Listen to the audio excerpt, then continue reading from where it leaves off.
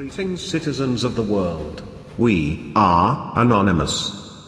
The election of Donald Trump has sent millions of people pouring out onto the streets to protest a man they think is a racist, misogynist, xenophobic bully who will destroy US democracy in his quest to establish himself as supreme fascist ruler of the country. Maybe they're right. Maybe Trump is a fascist who will destroy America. But where were these people when Obama was bombing wedding parties in Kandahar, or training jihadist militants to fight in Syria, or abetting NATO's destructive onslaught on Libya, or plunging Ukraine into fratricidal warfare, or collecting the phone records of innocent Americans, or deporting hundreds of thousands of undocumented workers, or force-feeding prisoners at Gitmo, or providing bombs and aircraft to the Saudis to continue their genocidal war against Yemen? Where were they? They were asleep, weren't they? Because liberals always sleep when their man is in office, particularly if their man is a smooth-talking cosmopolitan snake charmer like Obama, who croons about personal freedom and democracy while unleashing the most unspeakable violence on civilians across the Middle East and Central Asia. These are the steps that we must take. There are plenty of steps we can take right now to start getting our economy back on track. to help create jobs and grow this economy. If we are going to deal with our dependence on foreign oil, If we're going to end our dependence on foreign oil, We'll recruit an army of new teachers. I want to recruit an army of new teachers. make college affordable. Make college more affordable and repair our crumbling roads and bridges. We've got crumbling roads and bridges. Tonight, more Americans are out of work. We still got friends out there and family who are looking for work. At a time when so many people are struggling to keep up. A moment when so many people are still struggling. If you are willing to work with me, If you're willing to work even harder in this election, then I promise you, then I promise you change will come. The United States has been at war for 8 straight years under Obama, and during that time, there hasn't been one sizable anti-war march, demonstration or protest. Nothing. No one seems to care when an articulate biracial mandarin kills mostly people of color, but when a brash and outspoken real estate magnate takes over the reins of power, then watch out, because here come the protesters, all 3 million of them. Can we agree that there is at least the appearance of hypocrisy here? If Hillary had won, the drone strikes would have continued. The wars would have continued. The spying would continue. Whistleblowers would continue being prosecuted and hunted down. And minorities would continue bearing the brunt of these policies, both in the US and across the world. The difference is that in such a scenario, Democrats, if the last 8 years are any indication, would remain silent, as they did under Obama, offering bare minimum concern and vilifying anyone attacking their beloved president as some sort of hater. Cities across the US would remain free of protests. And for another 8 years, Democrats would continue doing absolutely nothing to end the same horrifying policies now promoted by a Republican. How many of the 800,000 protesters who marched on Sunday would have flown to Washington to express their contempt for would-be President Hillary Clinton? 0, I'd wager, and yet it's Hillary who wanted to implement the no-fly zones in Syria that would have put Washington in direct confrontation with Moscow, just like it was Hillary who wanted to teach Putin a thing or two in Ukraine. But is that what the people want? Would people prefer to be led into World War III by a bona fide champion of liberal values than concede the post to a brassy billionaire who wants to find common ground on fighting ISIS with his Russian counterpart? It seems like a no-brainer to me. And it's not like we don't know who is responsible for the killing in Syria either.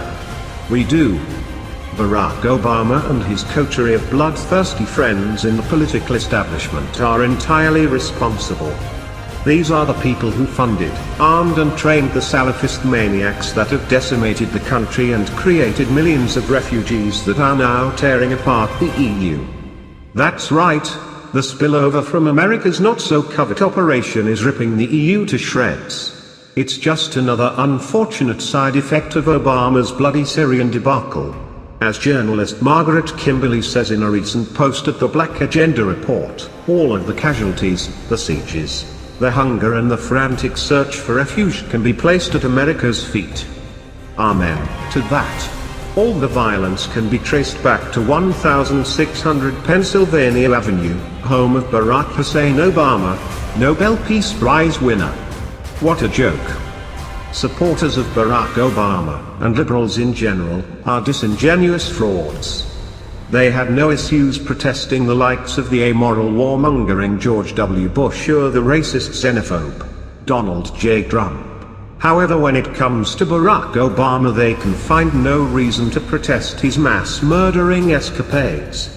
Obama supporters were recently nostalgic and teary-eyed after he gave his last major speech as President of the United States, yet can find little reason to shed tears over the masses of civilians who were destroyed directly as a result of Obama's policies. Where were the emotions and tears when men, women and children were getting blown to bits by USA drone attacks, indiscriminate airstrikes and bombs? Those who protested the racist and xenophobic Trump, but not Obama or Clinton, are nothing more than disingenuous frauds and amoral cowards. As Obama exits the White House, never forget his destructive imperialist legacy. Let's be honest, Obama got a pass from his supporters strictly because of appearances, because he looked and sounded like a thoroughly reasonable bloke who only acted on the loftiest of principles.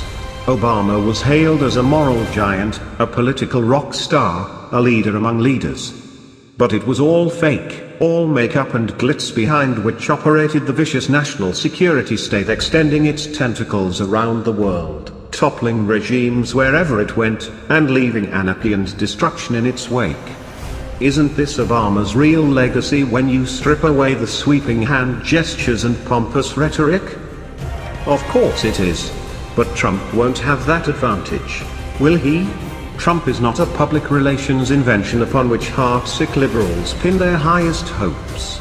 Trump is Trump, warts and all, the proverbial bull in the china shop. That's not to say Trump won't be a lousy president.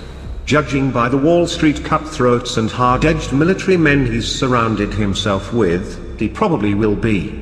But the American people are no longer asleep, so there's going to be limits to what he can hope to achieve. So the question is, how should one approach the Trump presidency?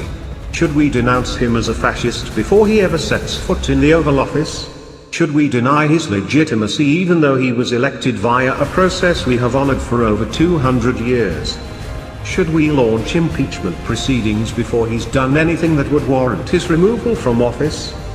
The current danger for Democrats and progressives is that, by bashing everything that Trump says and does, they will further alienate the white working class voters who became his base and will push away anti-war activists.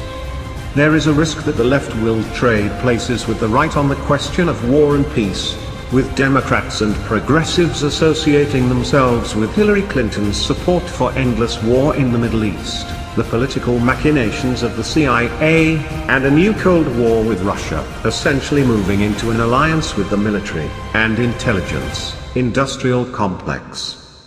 Many populists already view the National Democrats as elitists disdainful of the working class, promoters of harmful free trade deals, and internationalists represented by the billionaires at the glitzy annual confab in Davos, Switzerland. If, in a rush to demonize and impeach President Trump, Democrats and progressives solidify support for wars of choice in the Middle East, a new Cold War with Russia and a Davos-style elitism, they could further alienate many people who might otherwise be their allies. In other words, selectivity in opposing and criticizing Trump, where he rightly deserves it, rather than opportunism in rejecting everything that Trump says might make more sense. A movement built entirely on destroying Trump could drop Democrats and progressives into some politically destructive traps. We are anonymous.